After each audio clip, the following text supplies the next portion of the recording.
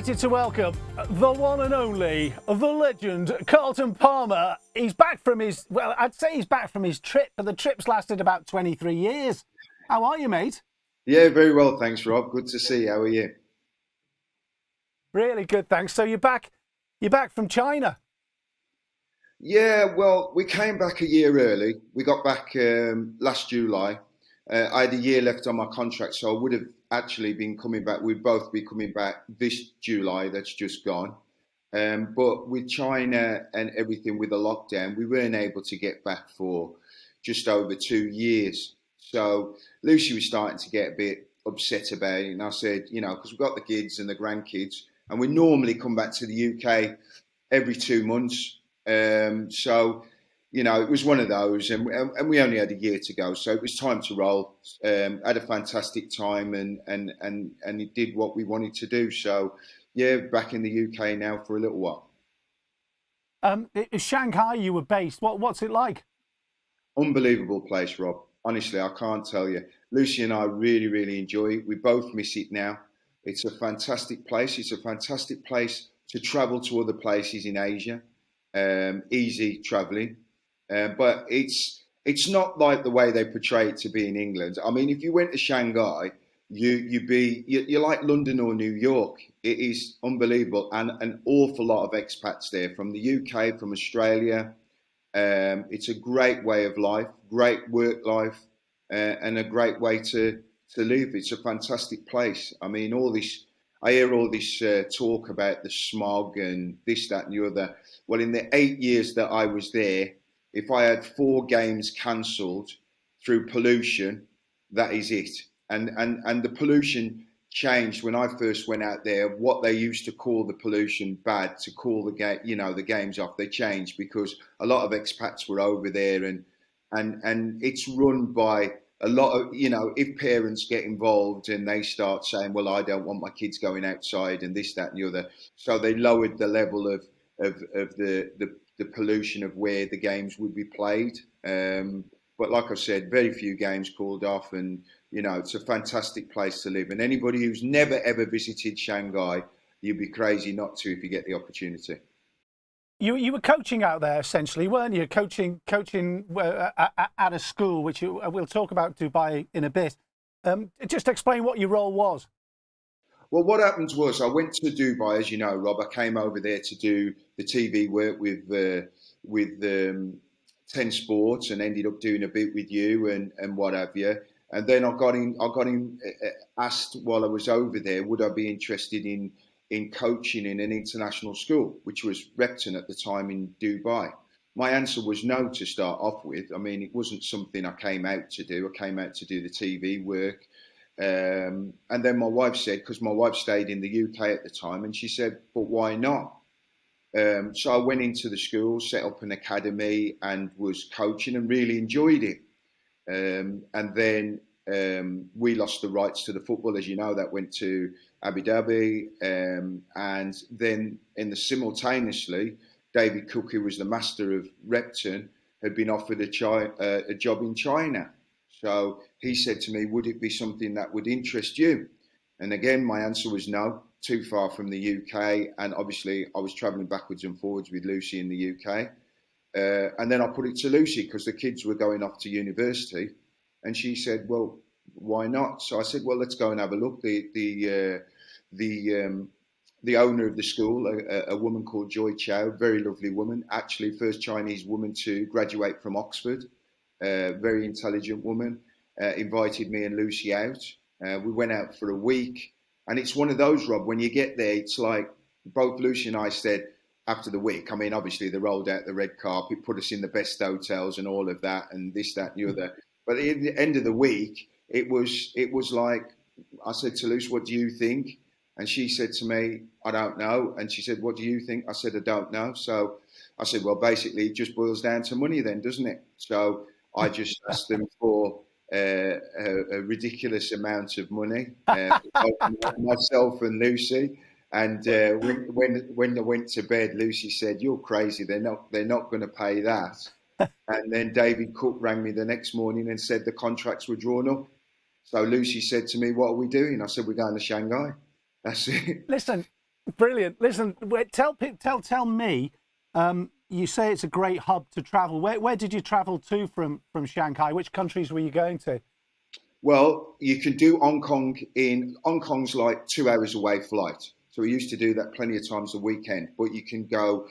Bali was our favourite place. We loved Bali, so we used to do Bali in October. Maldives was a little bit further, about 9 hours. But you've got the Philippines, you've got Thailand. You've got so many places within Brilliant.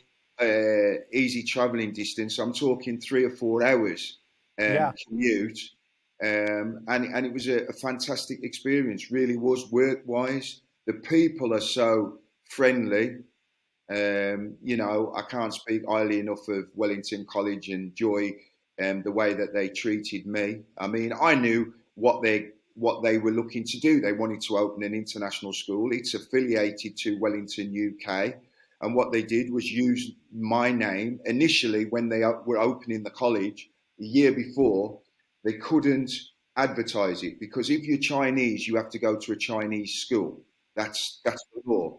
So what happens is the Chinese go and get an international passport, and then you can go to an international school. So what they did was use my name to open the academy the year before, so they could fill the school with people, and then use my name to help them build the school.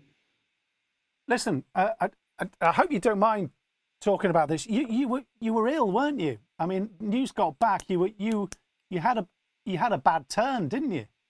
Yeah, no, to be honest with you, Rob, I believe that everything happens in life is meant to happen.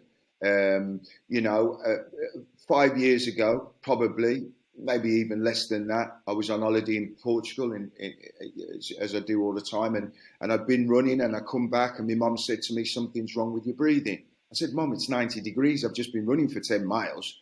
Do you know what I mean? Lucy had been telling me for years that there's something wrong with my breathing. I was waking up, Rob.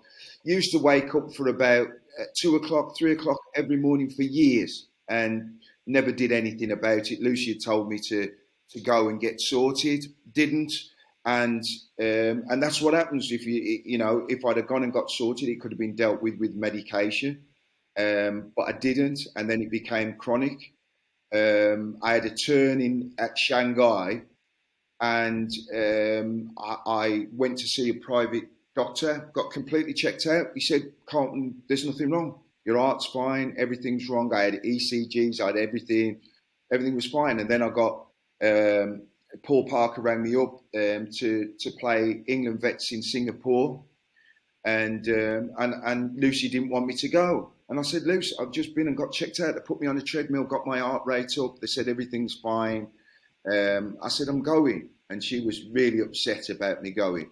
But in actual fact, if I hadn't gone, I probably would have ended up dying in Shanghai, because if that had happened on the training ground in Shanghai, we didn't have defibrillators. We now have school. So it's lucky it happened where it did.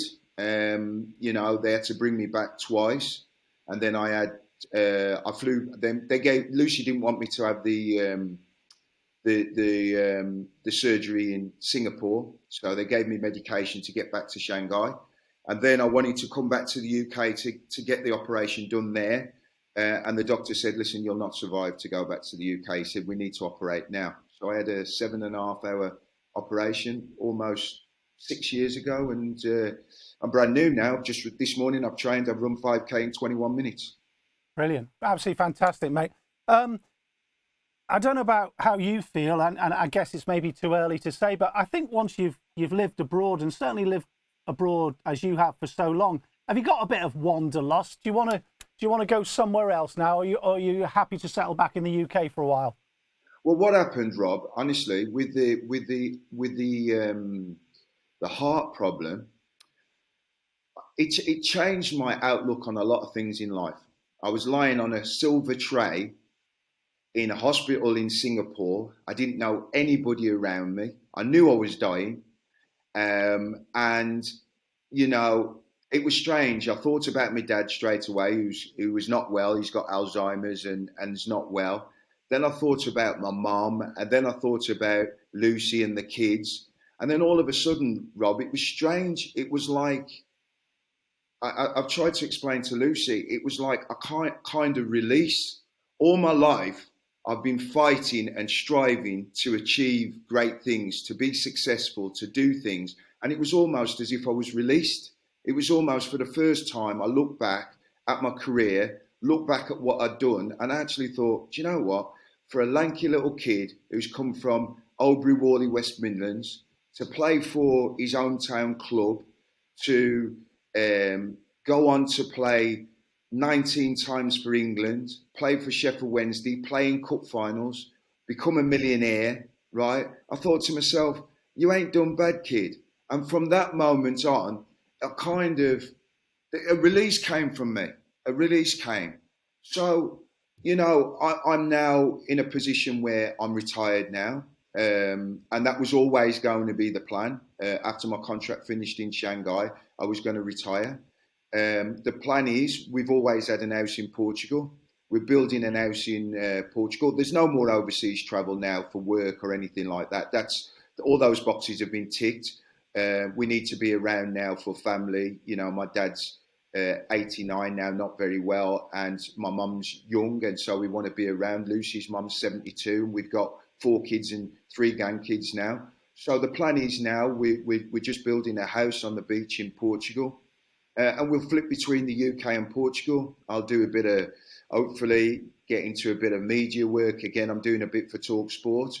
Lucy's only 50, so she's 6 years younger than me. So she's a head teacher, and she enjoys what she's doing. So she wants to carry on for a few years more, which I've said, she's got to get to the point where I've got. You've got to get to that point where, like I've said to Lucy, if I see 5:30 in the morning again, we're going on holiday. That's it. You know what I mean? And you've got to get to that point. You've got to get, if you enjoy what she's doing, she has a career and she's very good. You've got to get to that point that you don't want to do it anymore.